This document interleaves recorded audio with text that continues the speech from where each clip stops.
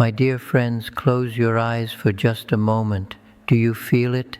That restlessness churning inside your chest right now? I see you. I know that feeling. Listen to me carefully. Right now, in this very moment, there is a voice in your head talking to you.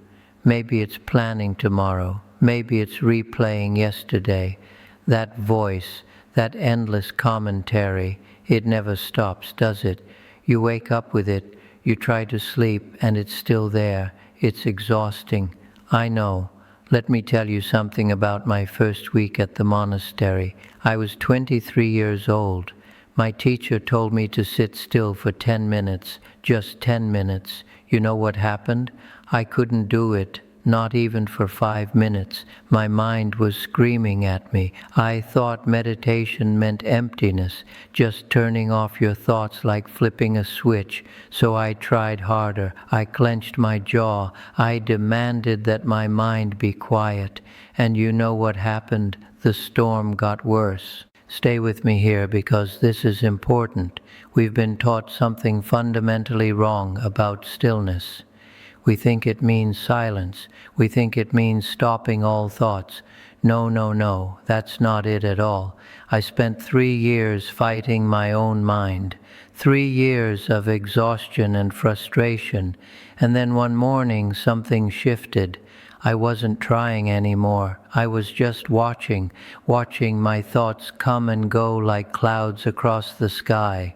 The thoughts didn't stop, but I wasn't in it anymore. I was watching it. Do you see what I'm saying? Stillness isn't about having no thoughts. It's about changing your relationship with the thoughts you have. You are not your thoughts. You are the one who notices the thoughts. You are the awareness behind them. The thoughts are just weather patterns. You are the sky. Here's what I promise you. By the time we finish this journey together, you'll know how to find stillness. Not someday, every single day, right in the middle of your busy life.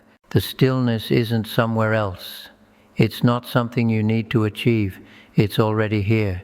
It's been here your whole life. You've just been too busy fighting the storm to notice it. What if you didn't need to fix yourself? What if you're not broken at all? Take a breath with me now. That's all we need to start. Let me tell you something that changed everything for me, my friends. After 3 years in the monastery, I was still trying to force my mind to be quiet. Every morning, I'd wage war with my own thoughts. And you know what? It never worked. Not once. My teacher Sonam saw me sitting there, jaw clenched, forehead wrinkled. He said something I'll never forget. Tenzin, you cannot force a flower to bloom. You can only give it the right conditions and then get out of the way. Listen to me carefully now. The biggest obstacle to finding stillness is the belief that you need to control your mind. The very act of trying to control it is what keeps you trapped in chaos. Think about it. How much energy do you spend every day trying to manage your thoughts, trying to think positive, trying not to worry, trying to calm down, trying? It's exhausting, isn't it? Be honest with yourself. When was the last time you just let your mind be whatever it is? When was the last time you didn't judge yourself for having anxious thoughts? I'm guessing never. Let me introduce you to a Buddhist concept. We call it tanha. It means craving or clinging. It's that tight-fisted grip we have on everything. And here's the profound truth. This grasping is the root of all suffering. When you grasp for mental peace, you create mental tension. When you demand that your mind be quiet, you make it loud. It's a paradox, but it's true. 5 years ago, a woman came to see me, successful businesswoman, terrible panic attacks. I can't make it stop, she said. I looked at her and said, good, now you can finally stop trying. The panic wasn't the problem. Her war with the panic was the problem. She was creating anxiety about her anxiety, so I gave her a strange assignment. For 1 week, stop trying to control your anxiety. When it comes, just say, "Hello, anxiety, you're here again." Then go about your day. Within 3 days, everything changed. The anxiety didn't disappear, but the suffering around it did, because she stopped fighting. Your mind already knows how to be still. You just have to stop interfering. Like muddy water, if you leave it alone, it clears by itself. What if right now you don't need to change anything about your mind? Let that sink in. The exhausting war can end. Tomorrow, when your mind starts racing, just notice it. Say, "My mind is busy, interesting, no judgment, no fixing, just noticing." That's the practice. Right now, yes, right this second, take 1 breath with me, just 1. Did you notice? For that 1 breath, there was space. That's it. That's the secret. Stillness isn't something to create. It's already here, between your thoughts, between your breaths. It's in every gap you've been rushing past your entire life. The Buddha taught something he called sati, mindfulness. What it really means is returning home. And home is the breath, not yesterday's breath, this breath, right here, right now. I struggled with breath meditation for years. My teacher would say, "Just follow your breath, Tenzin." And I'd try so hard that I'd forget to breathe naturally. Sonam would shake his head. "You're still trying to force it. Let the breath breathe itself." The breath doesn't need your help. It's been happening since you were born. Stop reading for a moment. Put your hand on your belly. Feel it rise and fall. You're not making that happen. Your body is breathing you. That's where stillness lives, in that simple, always available breath. There was a period where I almost gave up. I went to Sonam in tears. "I can't do this. My mind won't be still." We walked to the garden. He stopped by a fountain. "What do you hear?" "Water, birds, wind." "And your mind?" It was quiet, present, listening. "That's meditation," he said. "The breath is like this fountain, always flowing. You don't make it happen, you just return to it. Let me teach you. Take 3 breaths with me. Don't change them, just notice. First breath, notice where you feel it, your nose, chest, belly. Second breath, notice the temperature, cool air in, warm air out. Third breath, notice the pause between inhale and exhale. That's it. 3 breaths whenever you remember. Your mind will wander. That's not failure. That's what minds do. The practice is noticing when it wanders and gently bringing attention back to the breath. That return is the practice. The breath is always available, in the car, in line, during difficult conversations. It's your anchor. Here's something practical. The 3-breath emergency. When you feel overwhelmed, stop and take 3 conscious breaths. 3 breaths before that difficult email. 3 breaths when thoughts spiral. Set 3 reminders today. When they go off, take 3 conscious breaths. That's 30 seconds total. If you do this consistently, your relationship with stillness will transform. You've been breathing your whole life. Let your breath finally teach you something. Listen to me carefully now. Your thoughts are not your enemy. Let me say that again. Your thoughts, even the anxious ones, the angry ones, the chaotic ones, are not your enemy. We spend so much energy fighting our own minds. When anxiety appears, we panic. When anger shows up, we shame ourselves. We treat our thoughts like invaders. And you know what happens? We exhaust ourselves, and the thoughts keep coming. How's that war working out for you? How many years have you been fighting? Has it made you peaceful? I'm guessing no, because resistance doesn't work. What you resist persists. What if we befriended them instead? I know you're thinking, befriend my anxiety? That's crazy. But hear me out. In Buddhism, we practice metta, loving kindness, and the first step, loving kindness toward yourself, toward your own mind, exactly as it is. 3 years ago, a businessman came to see me. Terrible panic attacks, multiple times daily. I fight it, he said. I try to calm down. Nothing works. Next time, I said, say hello to it, welcome it. Say, hello, panic, you're here again. You can stay as long as you need. He thought I was crazy, but 2 weeks later, he came back almost in tears. When I stopped fighting, it lost its power. It passed faster than usual. The panic wasn't the problem. His war with panic was. He had anxiety about his anxiety. We create suffering on top of suffering by refusing to allow our experience to be what it is. Here's the practice. When a difficult thought arises, name it and greet it like a visitor. Hello, worry, I see you. Hello, anger, I feel you in my chest.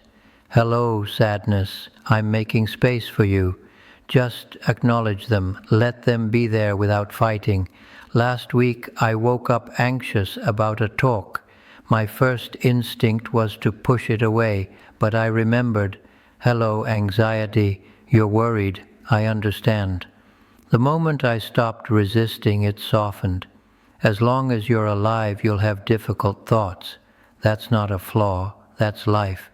The Buddha experienced difficult mind states too. The path to stillness runs straight through the noise with compassion and acceptance. What if you could have anxiety and stillness simultaneously? It sounds impossible, but when you stop fighting and start meeting your mind with kindness, you discover you're bigger than the thoughts, you're the space that holds them.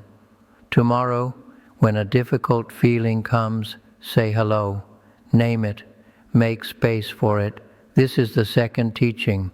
Resistance creates noise. Acceptance creates space for stillness. I want you to do something for me, something that will feel strange. I want you to start stopping. No, really. I want you to practice the art of the pause, the sacred pause. When was the last time you just stopped? Not because you had to, but intentionally. I'm guessing never. We've become addicted to constant motion. We fill every moment. If we're not working, we're scrolling. If we're not doing, we're planning. And it's killing our ability to find stillness. The Japanese have a concept called ma, the space between things, the pause between notes in music. In Japanese aesthetics, a ma isn't emptiness to be filled. It's essential. Music isn't just notes. It's the silence between notes. Without silence, it's noise. Your life is the same. Years ago, I visited a temple in Japan. There was an old monk who stopped in every doorway and took one breath, just one conscious breath. I asked why. He said, each room is a new moment. I paused to leave the last moment behind and enter this one fresh. That changed everything. I never did that. I rushed from moment to moment, never fully present anywhere. Here's what I'm teaching you, micro stillness, not hours of meditation, just 10-second pauses throughout your day. First pause point, doorways.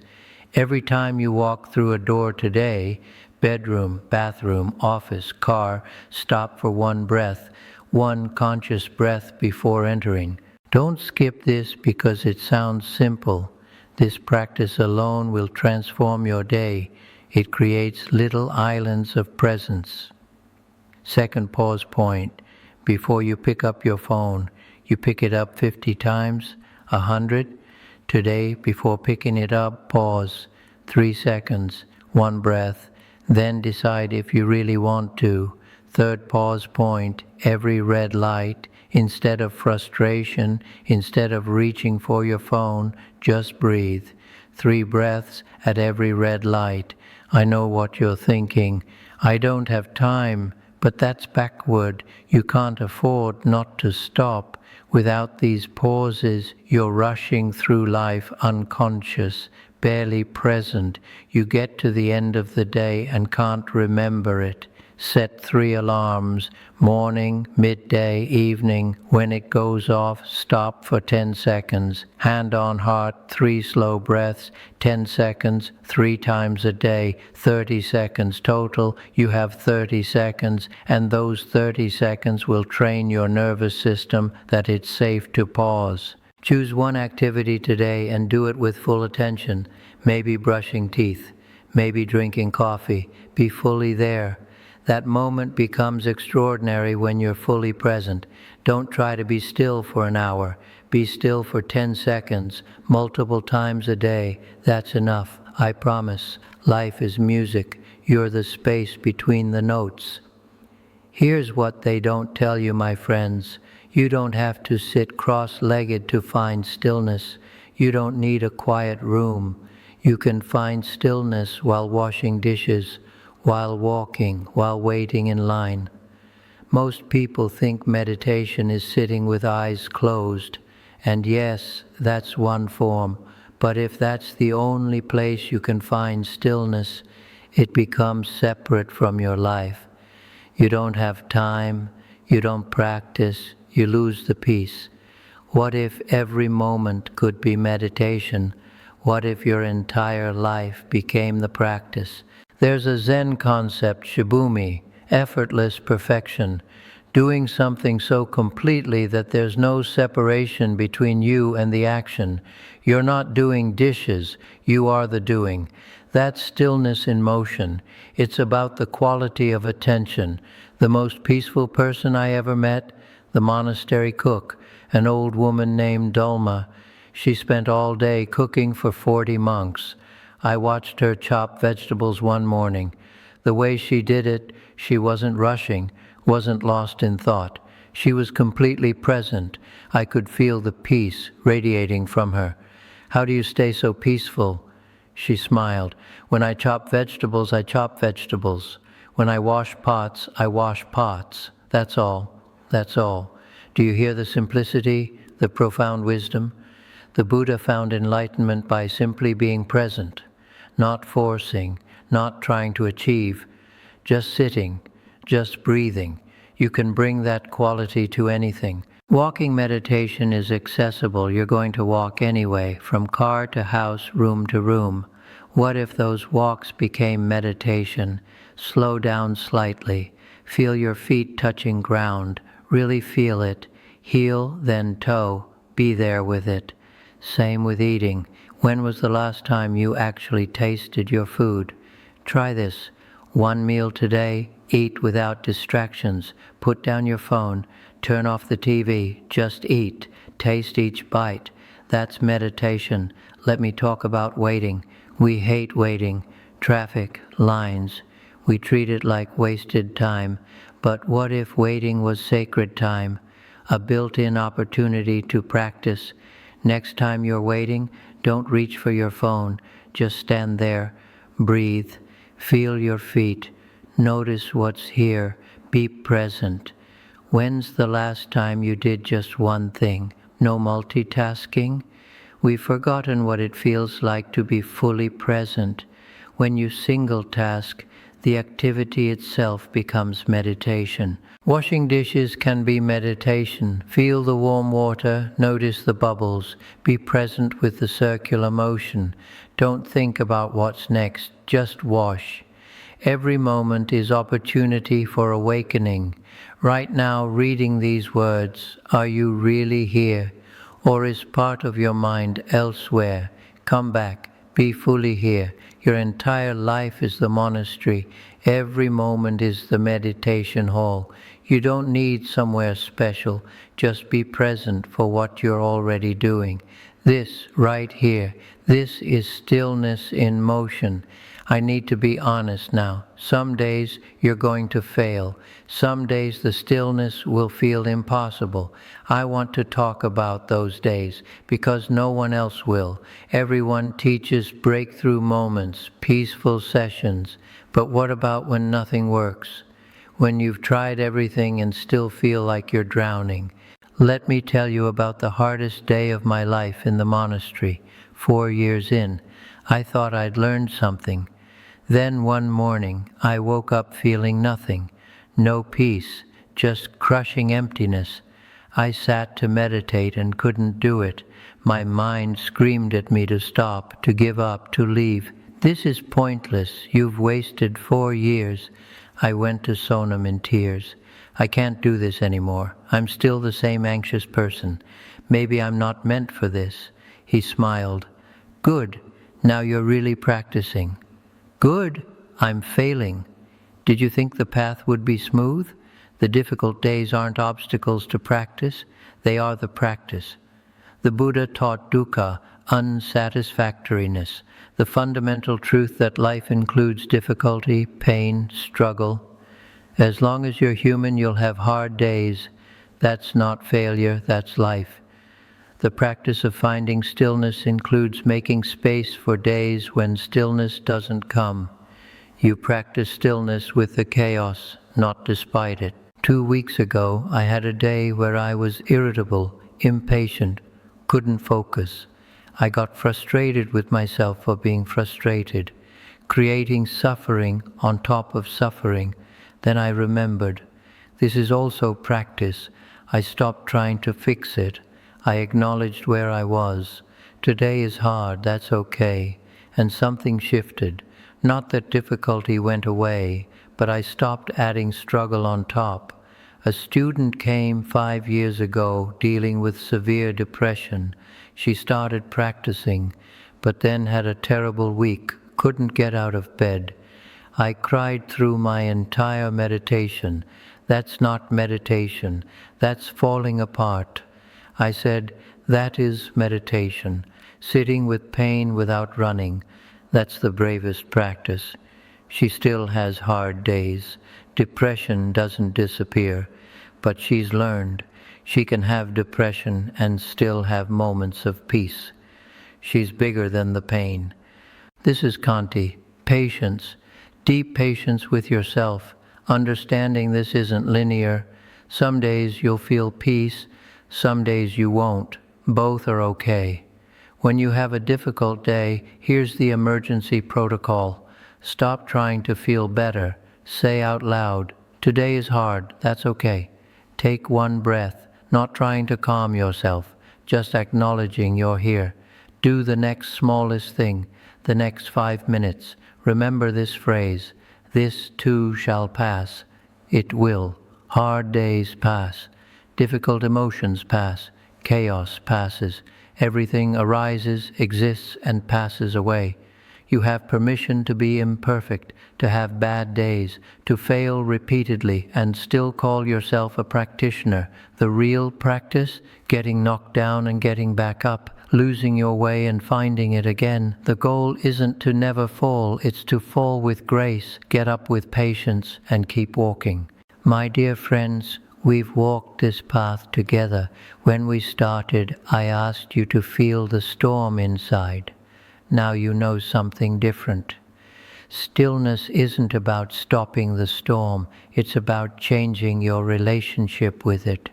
You know the secret. It was never really a secret, it was always right here in you, but teachings are just words until you live them. What happens when you integrate these practices into daily life? What becomes possible? I've watched thousands transform, not by becoming perfect meditators, but by learning to come home to themselves, to find peace in ordinary life. A woman in my class 3 years ago, executive, 3 kids, always stressed. She started with just 3 breaths daily, nothing dramatic. 6 months later, everything's changed, same circumstances, but I'm different. I have space. I pause before responding. I'm actually present for my life. That's living from stillness, not withdrawing from life. Being fully present from a place of inner peace instead of chaos. When you live from stillness, relationships change. You're actually there, not half listening while thinking about work. People feel that. Work changes, not what you do, but how. not frantically multitasking, focused, present, one thing at a time. Suffering changes, it doesn't disappear. Life still brings pain, but you're not drowning. You can be sad without being consumed, anxious without being terrified of anxiety. This isn't one-time achievement, it's practice every day. Some days easier, some harder, but every day an opportunity to remember, return, come back home. You can forget everything, go weeks without practicing, fall into old patterns. Then, whenever you remember, take one breath and return. It's always available. You're never too far gone. After everything we've discussed, do you still think you're broken? You were never broken. You just forgot how to be still. Now you remember. These teachings aren't about becoming someone else. They're about removing obstacles to being who you really are. Underneath everything, there's a deep stillness that's always been there. That's your true nature. That's home. Here's what I want. After finishing, sit for 3 minutes. That's all. Set a timer. Close your eyes. Breathe. Notice you can do this. That stillness is right here. Tomorrow, choose one practice. 3-breath practice.